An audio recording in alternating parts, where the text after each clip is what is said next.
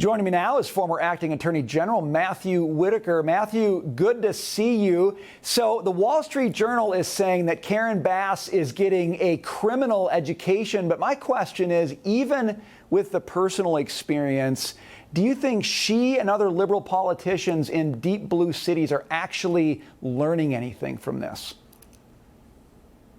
Good to be with you tonight, Brian. I don't think they are. I mean, you look at what's happening across our country, and in real America, violent crime is dramatically up, and especially in our major cities where you've seen murder rate up 50% in the last 3 years. You see aggravated assaults up over 30%. You know, real America, especially in our big cities, is experiencing a dramatic increase in violent crime, leading to them not feeling safe. And that's the number one role of government, obviously, is public safety. And so much of this bears the burden of Ms. Bass and her party, who has for the last several years tried to defund the police, to blame the police for the challenges our cities face, and to really demoralize law enforcement. And she says she wants more cops on the street, but what difference does that make, Matthew, if you have district attorneys who refuse to do anything with the work that those police officers engage in? It just ends up being wasted, or that's at least what it seems at this point.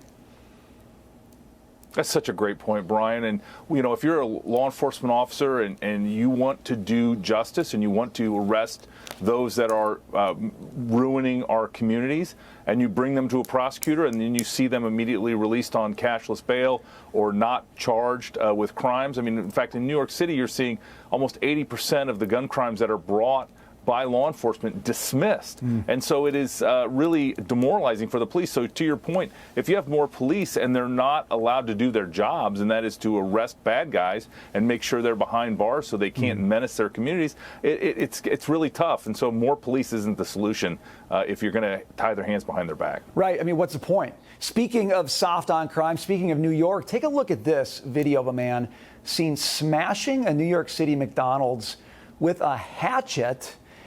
And this guy is now released on the street without bail. He was interviewed by local television this morning, Matthew, about what he did. He's on the street. I mean, you look at this video, it's heartbreaking, it's disturbing. That guy's out there right now. This is a mile from where I live, and he's out there right now, Matthew. What kind of signal is that sending to people in New York, both law-abiding citizens, but also those who would be prone to engage in this kind of behavior? Yeah, and this is the type of criminal that is menacing our streets in our major cities that leads to this feeling of not being safe.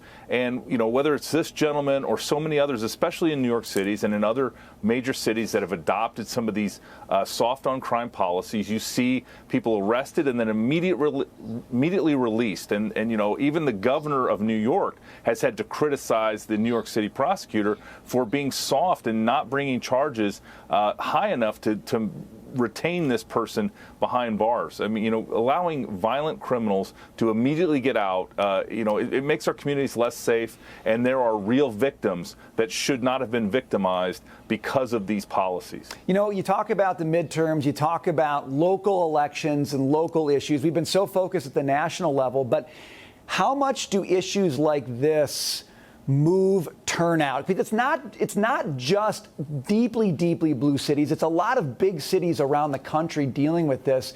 Do you think this is the kind of issue that could tip the scales come November of this year?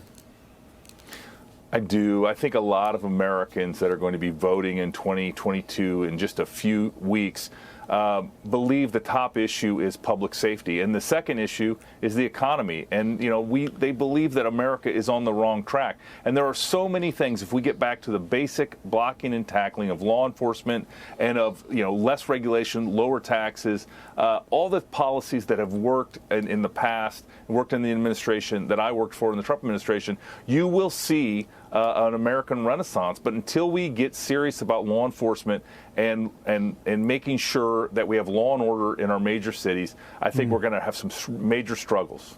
Yeah, it's hard to do business. It's hard to live in cities when you've got this kind of activity happening on a daily basis. Matthew Whitaker, thanks for being with us. We appreciate it.